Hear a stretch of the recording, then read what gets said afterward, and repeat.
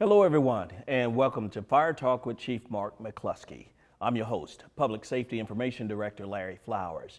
We'll be talking about the calls for service for the month of January. Chief, let's jump right into it.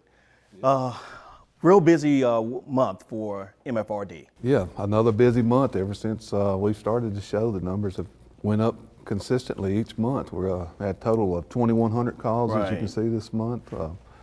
It broke down here 1,297 EMS and 782 in fire incidents, and 21 of those were working fires. Some pretty big fires. Yeah, we had several fires this month. Yeah, starting on January 1st, we had a crash, a car versus a building on Middle Tennessee Boulevard and Bradyville Pike. 3-vehicle crash, one struck an apartment complex. Just talk about that one. Yes, I think the crash started at the intersection there of Bradyville and Middle Tennessee, and one of the vehicles went off the road and went into Chelsea Place Apartments. We had a total of 3 people on the scene that needed to be checked out, 2 and 1 in each vehicle and 1 inside the apartment. The vehicle made almost complete intrusion into the side of the building, and of course our firefighters come in with their shoring equipment and shored up the building and stabilized the building to make sure no construction would collapse during that. And so typically when they come in and they prevent the building from collapsing, they have to call in city codes to check it out? Normally we'll call in city codes. If we're stabilizing the structure, we're going to get city codes to come in and make sure that the building itself is safe, mainly that area right there where it got hit. Our structural collapse team, they come in with stabilizing equipment, build shoring, and make sure, take out any or replace any kind of stabilizing walls and stuff that may have got knocked out during that.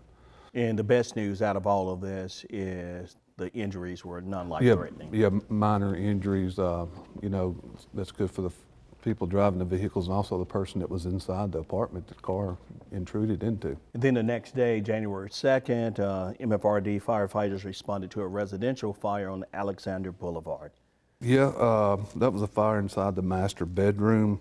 We got on the scene pretty quick and extinguished it. There was 2 people at the house when it started. They were able to evacuate and were also seen by our crews, and no injuries from that fire. I'm pretty sure that was started from a portable heater, which we've seen a lot this time of the year, people using those in unsafe ways that creates the fires. Sure. And we're going to take a look at a graphic with these warnings that you have, if you wouldn't mind. On portable heaters, don't ever put them close to combustibles. Give them at least 3 or 4 feet around the heaters. Always plug them directly into the wall. If you ever noticed on space heaters, that cord is real heavy duty. If you put it into a little extension cord, it's going to overload that extension cord that can create the fires. And also, when you use portable heaters, do not go to sleep with portable heaters on. That's a big thing. You can use them to heat the room up, but you need to cut them off or unplug them during sleep, because if the fire occurs in, of course, what could happen then. Never leave portable heaters on while sleeping. I never thought of that. Yeah, so it's a good safety thing to do just for your protection. Sure. And on the same day, crews went to the Ramada Inn on South Church Street for a reported fire there. Yes, luckily that call ended up not being as much as they thought it was due to the amount of smoke it was putting out, but it was a electrical outlet, I think on the exterior of the building, that smoked it up pretty good. After we got there, we figured out what was done. We let people shelter in place. We didn't evacuate the building, eliminated the source of electricity going to that outlet, cut it off, and everything was good with that. But it did draw a lot of attention for the location where it was at, and so many trucks that we send to a hotel, and the amount of smoke that it put out. Right, and when a building is smoke-filled like that, you bring in these fans to blow it out. We have positive pressure ventilation fans. So we have some that are electric that we can use inside. It's better, not to contaminate the atmosphere with the exhaust, and we do have some that run off gas. Years ago, we used to have just small fans that moved just a little bit of air. Now we got these fans with 10 horsepower motors that are moving a massive amount of air. And no injuries on that particular fire, No. and that business was able to remain open for That the is night. correct, yes. Just like I said, it was a lot of smoke, looked like a lot was going on, but luckily it wasn't a whole lot to that call. Sure. We're going to jump to a vehicle crash on Medical Center Parkway there at Gatewood Boulevard on January 4th. Yes, I believe, is that the one that was an overturned vehicle come to the intersection? I think maybe hit something and ended up upside down, and It was. of course on Medical Center, which is a very busy intersection there. Very minor injuries, but we got that in, got on the scene, treated the patient, and I think he was transported just to make sure, but had minor injuries. Right. And firefighters had to extricate that, Yes, that patient they out did of have the to do some extrication on that one to get the patient out of the vehicle due to the way it was laying in the road upside down. Yes. Right. And may sound small, but a shed fire they responded to. Just talk about that one. Yes, we had a shed fire. Got on the scene. Of course, it was just isolated to the shed. The homeowner was trying to put it out Right, himself. But what you got to watch on these shed fires, especially nowadays, lots and houses are so small, the exposures from these sheds. Of course, nobody wants to lose their shed either, but we were able to contain it to the shed, protect the exposures, and the homeowner that was trying to save the shed, he was treated for some smoke inhalation and went to the hospital to get checked out. And that's one of the dangers of trying to put it out yourself. Exactly. You know, we had several incidents in the past where people get injured from trying to put it out or do things like that. Sure. Another residential fire, house fire on Hospitality Lane on January 8th. Yeah, that was a report of smoke coming from the front door of the house. The crews, they entered, they had heavy smoke throughout the residence and extinguished the fires. The occupants of the house were able to get out. It was two. They were unable to get their pets out, 3 dogs. Of course, our crews went in and found the dogs, but it was a little too late for them. They all 3 perished in this fire from the Sad to smoke. hear that. Yeah. Pets are very important to us. Of course, life safety is the first thing, but we will take pets in consideration in doing rescue too. We've saved many of them. People, pets, property. Yes. Yeah, Some people, their pets are their loved ones, that's all they have. So yes, we love pets and we try to take care of them. And the freezing temperatures that night also played a factor in Yes. firefighters fighting this fire. Anytime you got freezing temperatures, it hampers the effects of how the working conditions for us to work in. Even the fire grounds, all of our pumpers, when you're pumping water, are going to leak water. That freezes over, and just being outside in the cold and you're working hard and sweating in cold, it makes it a little bit more extreme. If you talk to most firefighters, if you ask them what's the coldest fire you ever been on, they'll remember it. And so all of them, the cold weather plays a factor toward the point to where it's memorable for a lot of guys. And that's why it's important to have multiple crews on the scene so you can rotate them out. Exactly, always. That's the reason we try to run a 5-man engine company, respond several engines. It looks like a lot of equipment there, but you need it on these type of calls to trade out the men and the women when they've been in these conditions and need to go to rehab. And another fire on Caroline Farm Drive. I think this one was electrical in nature, may have been in the furnace of the house. Yeah, it was.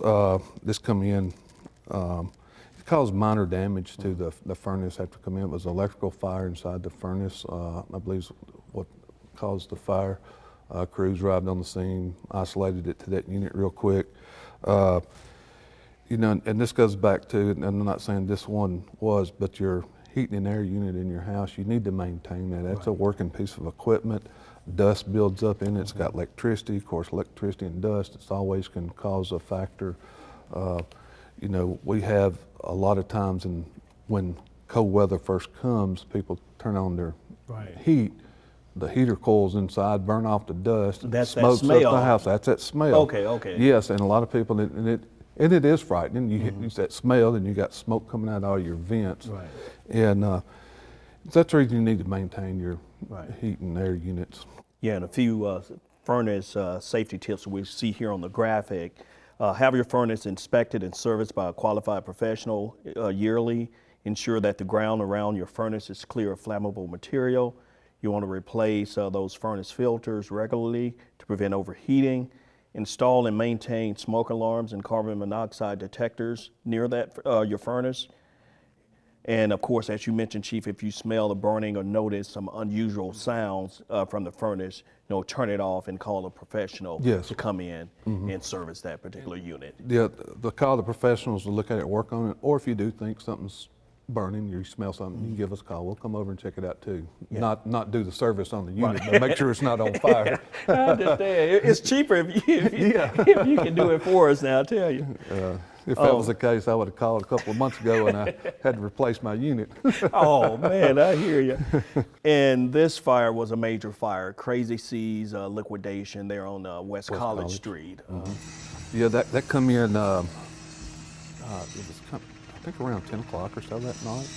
Someone reported heavy smoke and flames coming from the building. Crews arrived on the scene real quick. If you right there on West College, Right. Station 4 is not even half a mile up the street. So we got on the scene quick, had to make entry to the building. And like I said, it's a liquidation place. It's full of a lot of inventory, so the fire load is very heavy for that type of building. I think it was traced back to an extension cord on a heater. Oh goodness. Not 100% sure if that's the outcome of the investigation, but I'm pretty sure that was. That was one of those nights that the temperature was freezing. I actually went to that fire scene, and the way we were set up, the whole parking lot turned into like a ice skating rink because all the water was draining across the parking lot. So it was one of those where the cold weather played an effect on the firefighters. Went in, got the fire out. Wasn't a total loss, but it was a big loss to the business. And then, Chief, later that month on January 23rd, fire crews responded to Motel 6 and on Chafin Lane. Yes, ended up being just a dumpster fire. Just one of those situations to where we think somebody may have put something, maybe discarded some smoking material in the dumpster. Of course, the dumpsters, they fall under fire codes, which how many feet away they got to be from the building, certain things like that. We always take them serious because we've had dumpster fires to where they have been moved up to the building to catch on fire. It's not too serious if it's out in the parking lot like it's supposed to be as far as fire codes and on fire. But yeah, just a reminder, be cautious of what you're discharging into your trash. That was in a dumpster where it's isolated, just that area, but if you take it into a residence, if you put something in your home trash can and go to bed or something, make sure, even the grill stuff, coals, stuff like that, but just be thoughtful of what you're doing with No injuries, no property damage on that particular fire. No, not on that one. And then the next day, Chief responded to a warehouse fire on Rutledge Way. Yeah, Rutledge Way, we responded to Apollo Products there, which this is a type of business. What they do there is they heat treat metal in oil. So the oil is basically hot, but we've had some serious fires over there in the past. So when we get a call there, we take that very serious on our response because of the past incidents we've had there. The people that work there are aware of the situations, how dangerous it can be, so they evacuate the building always quick. And we got in this time, it wasn't actually one of the units on fire, it was the HVAC system that it had caught on fire, and we isolated that, extinguished the fire, and the situation was under control after that, and all the people got to come in and go back to work. Right, nobody injured. That's so important. Nobody injured in that fire either. Correct. Motor vehicle accident, Interstate 840 at I-24. Pretty horrific crash. Yes, it was. And last month we had a fatality at that same location. Yeah, if sure you did. remember that intersection. It's a high-speed intersection. But yeah, it was a single car rollover. The patient was in the car. I think we had to actually extricate them out of the car. I'm not sure, but maybe pop the door or something, get them out. And they were in serious condition. Treated the patient on the scene and later life flighted them to Vanderbilt from their injuries. Right. And Tennessee Highway Patrol is investigating that one. Yes. At first, they thought the patient was trapped in the vehicle, but once MFRD got there, they saw it wasn't, but they quickly got him out Yeah. and got the Correct. treatment that he needed. Yeah. So, Get them out and do a patient assessment, see where they stand, and move forward with that with the treatment. right, haven't heard anything else about that crash, but hopefully he survived. Yeah, and that's one thing that we try to work on. We got some connections sometimes that we can find out, but you'll have a bad incident, and you get this personal connection with somebody when you spend some time with them when they're seriously hurt, and once if they leave in the ambulance or in the helicopter, you never hear from them again. You're Right. always curious about the outcome. Sometimes we do have patients come back and talk to us about the situation. Right. Sometimes we just never know. Wow, wow. So. And the Jerry Anderson Hero Award. So we Yes. got a pat on the back for several of our firefighters who received that Yes, award. this year we had several. We ended up with 2 different crews, and we recognized the firefighters off each one of these crews. And this award is for a hero award of the town. Back after Jerry Anderson, if you don't remember, Jerry's the one passed away trying to save somebody out at Stones River Dam out off of Warrior Drive. And this award it's got a lot of meaning to me for what they're doing. Also, Jerry Anderson, the guy he saved that day, I know him. He was a friend of mine. Oh, wow. A few years younger than me, and we've talked about it in the past. But this award here, this year we had several because what we had to happen that don't happen that often. We had 2 crews this year that actually went in the home while it was on fire and pulled the people out of the house and saved their lives. Right. If it wasn't for their actions, for sure these people would have perished. Wow, wow. So we recognize these crews and did that for them this year. Right. And the Jerry Anderson Heroes Award that's Yes. sponsored by the Murfreesboro branch of the NAACP, and it was held at the MLK breakfast. Yes, over at MTSU. MTSU, Yes, great event. I've been several years and plan to keep attending. Great event. And this one, I know it's dear to your heart. MFRD is fully staffed. Fully staffed. Fully staffed. Yes, this has been something we've been challenged with for the last few years. When I took over as chief, it was an issue. We just meeting with council and things that was going on. We sit down and council approved a generous pay raise to get us competitive with the people that we're losing. That made a huge difference. And since this has happened, we have lost one person that I could say that went to another department, and it was early on in the beginning of this raise. I think he was already committed and just wanted to go to that department. But that was in August, and we have not lost anybody since then. And we're fully staffed right now at this time. And it's been a blessing when I say that, because when you're constantly trying to hire people, it takes up a lot of administrative time Right. to do that. And it was just an endless cycle that we were doing. We had to put out job applications, take them in, we had to view every one of them, then we narrow it down, then we give testing, Right. then you bring them in, you start their school, then starts right over again. And I'm really proud that we're at to this point right now to give some of our staff a break, because it's been like this for the last 4 or 5 years, just wide open on hiring, and they're really appreciating it.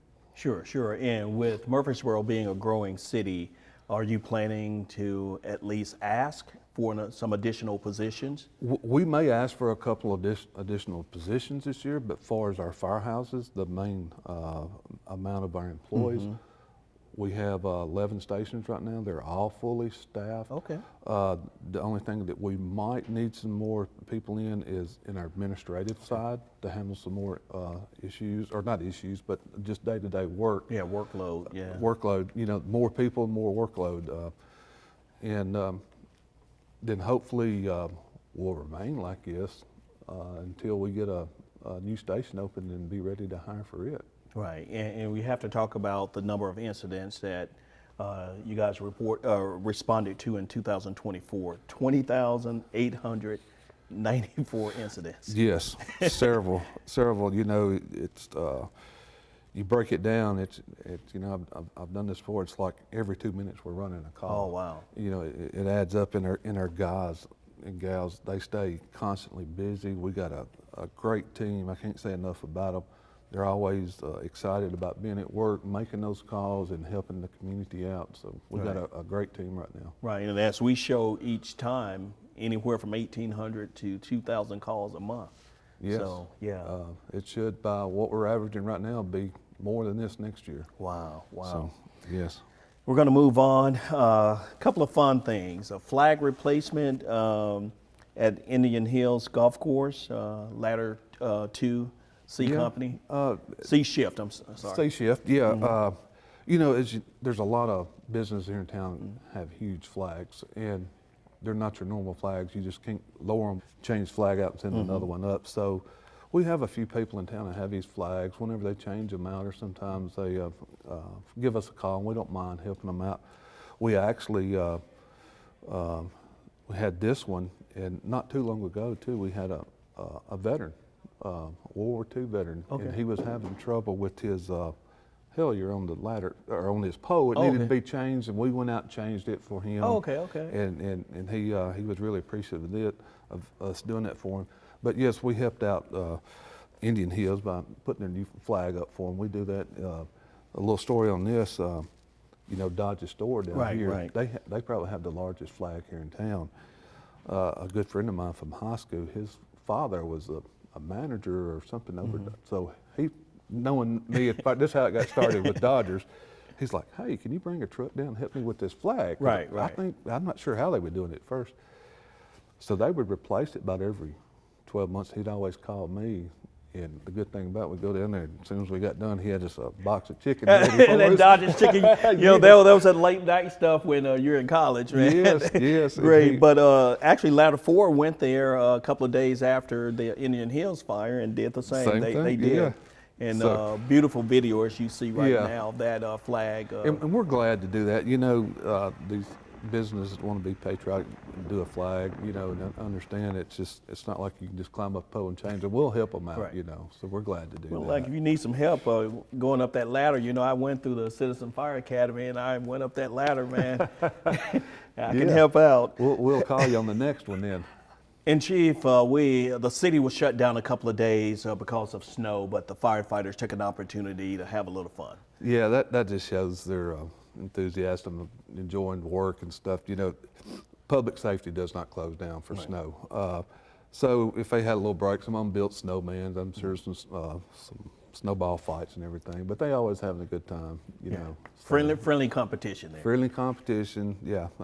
I know one year we had a snowman out at Station 4 and looked around, and the policemen had decorated it for us, put their police vest on it and a police hat and stuff like that, just to aggravate us. Oh, Yeah, that's goodness. been a few years ago, but yes, because they'd come by and drink coffee, and one of them leave and put some stuff on their snowband. We got to repay the favor there. Yeah. And finally, the census. The census, yes. Want to get that word out about the census and The census, you know, we've had several to respond, still need several more to respond. Starting this weekend, we're working with 3 or 4 neighborhood churches here in the downtown area. The fire department will be getting with them. We're going to start our door-to-door campaign, hit a few areas starting this Saturday. Then after that, the following week, just about all the fire stations will be going out into all the neighborhoods and trying to get this information from our citizens. So if you see us out, that's what we're doing. right. You can scan the QR code to sign up or the web address murfreesborocensus.com. So be sure to take. Yeah, very simple to do. Takes just a couple of minutes and you're done. You're done. Well, thank you for joining us on this episode of Fire Talk with Chief Mark McCluskey. I'm Larry Flowers. Chief Mark McCluskey. We'll see you next time, man. But be sure to remember you can catch us on the City TV channel as well as the city's YouTube channel, as well as social media platforms for both the city as well as the fire department. On behalf of Chief Mark McCluskey, again, I'm Larry Flowers, producer Michael Nevels, and John Paget. We really appreciate everybody for joining us. Have a great day, everyone.